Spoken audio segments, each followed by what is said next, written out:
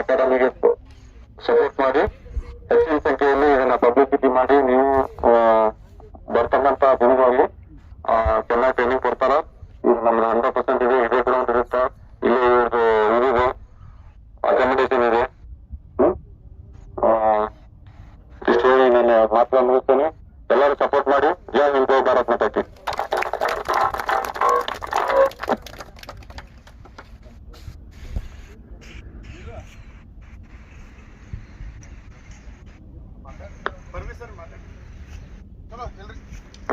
ಎಲ್ಲರೂ ಜೈ ಹಿಂದ್.